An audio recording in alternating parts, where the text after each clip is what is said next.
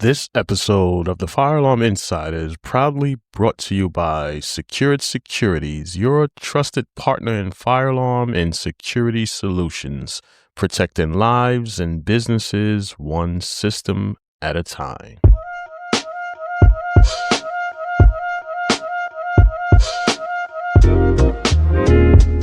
Let me start this episode with something that might make a few people uncomfortable. If you're an entry-level technician and you're not making the money you want yet, chances are it's not the industry that's underpaying you. It's because you haven't built the skills that create the value. And today, we're going to talk about those skills. Not the one that look good on paper and not the ones you think you should get paid more for, but the ones in the real world that actually moves your paycheck. This is the Fire Alarm Inside, and I'm your host, Anthony Richardson. I've spent decades in the industry. I've been in the field. I've trained techs. I've built securities from the ground up. I've hired, promoted techs, and yes, I've watched others stay stuck in the same position for years. So this isn't theory. This is straight talk. If you're new to the fire alarm industry and you want to get paid more, then this episode is for you. This is the biggest lie entry-level technicians believe. I see young technicians believe if I get more experience, then the money will come. No, my man, that's not actually true.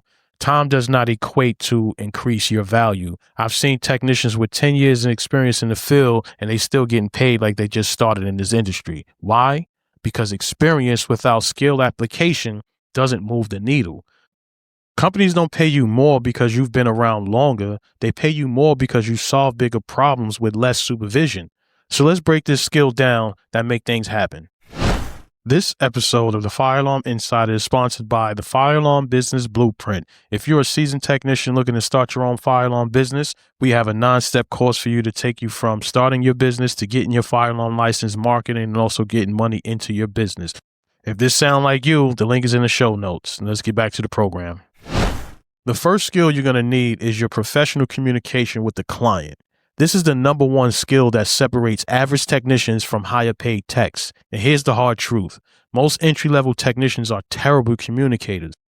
They don't know how to talk to other techs and also not to the customers. But let me be clear. I'm not talking about sales. I'm talking about the professional, confident, clear communication type individual. When you're walking in a building, the customer doesn't care how good you are with the tools. They only care whether they can trust you. Can you explain what are you doing there? What have you found, what the actual issue is, and what the next step should be? And can you do it without shrugging your shoulders, using slang, talking all crazy, or making weird facial expressions? At Secured, I've promoted techs faster based on communication than their wiring skills, because a tech who can speak clearly to the client can protect the company. They can build trust, and it reduces the callbacks. These technicians make company money. And the people who could generate the income for the company will always get paid more. Skill number 2, this is your code knowledge. And the most important is code application. Now let's talk about the code. A lot of entry-level techs say, oh, I know NFPA 72. I passed the test. I read the book. I even got a couple books in my crib. Good. My man, that's the bare minimum. Here's what that actually means. Can you apply the code in the field? Can you look at an installation and say, this doesn't meet code and here's why? This is compliant, but it creates a long-term problem. This technically passed, but here's a better way. If you can't interpret the system in that type of way, then you're still in a phase where you need to learn a little bit more and you may have to humble yourself. And actually knowing the code is not about memorization, not to be the smartest guy in the room. It's about understanding the intent behind the code. Why do the codes exist? What problems are the codes trying to prevent, and how does this apply in real buildings, not just the classroom? While building securities, I don't need technicians who could quote sections. I need techs who could defend decisions in front of the inspectors, in front of the clients, or in front of the electricians. If you can't explain why something is required, you're not a value asset yet. Higher paid technicians can understand the code well enough to stand their ground professionally. Skill number 3 is the ownership mentality. Stop waiting to be told to do something. This is like tough love. Entry-level technicians who stay underpaid often have the same habit. They wait to be told what to do. They wait for instruction. They wait for permission, and they wait for someone else to notice them. That mindset would only cap your income. Ownership means you check on your work before someone else does. You ask questions before mistakes happen. You clean up the job without being told. You think 1, 2, 3, and 4 steps ahead of the task you're actually assigned. When I see a technician that can take ownership, I don't see a helper anymore. I see someone I could put my trust in. And trust equals responsibility. Responsibilities equals to more pay. Skill number 4. You must understand that leadership starts actually before you get the title. Here's something that entry-level techs don't always realize. Leadership is not a promotion. It is a behavior. It's something that you acquire over time. If you think that leadership starts when someone gives you a title, you're already behind. Leaderships look something like this: helping a new tech without being asked, keeping a job moving when things get slow, speaking up when something doesn't look right, and representing the company well when no supervisor is around. At Securit, the tech who moved up is not the loudest tech. It's the tech that's more reliable. The tech that come and just make the crew better just by being there. The tech that brings the leadership, because the tech that can bring the leadership will show that that leadership deserves a higher wage. Skill number 5, documentation that actually protects the company. This is the one that's most overlooked skill in the whole entire industry. Reports, notes, and documentation. Most entry-level techs run straight through this. They see it as paperwork, but documentation is legal protection against you and the customer, especially when there's something that's negligent on a building or a service system that you're actually working on. So good documentation will definitely protect the company. It also protects the customer, and it protects you as a technician. If something goes wrong later, the paperwork would actually tell that story.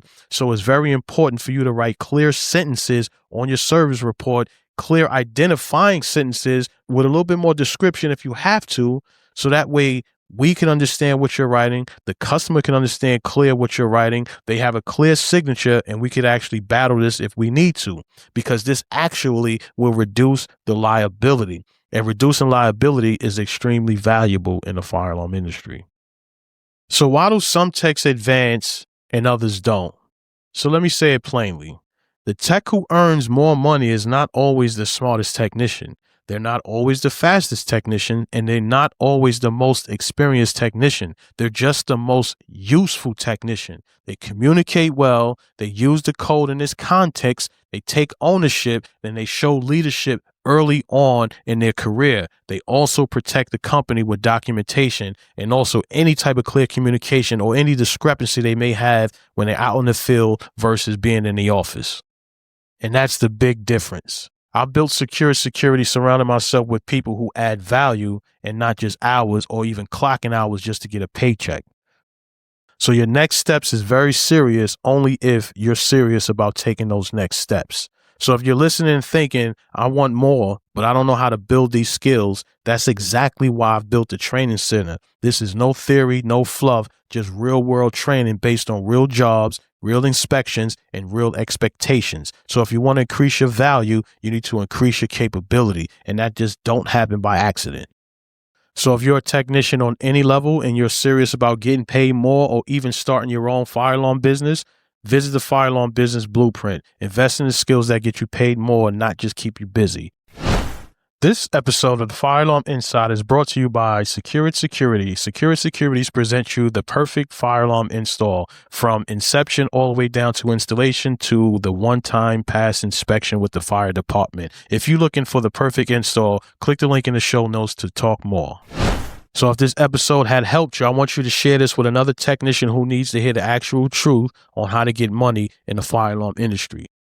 And remember, you don't get paid more for how long you've been here. You get paid more for how valuable you are.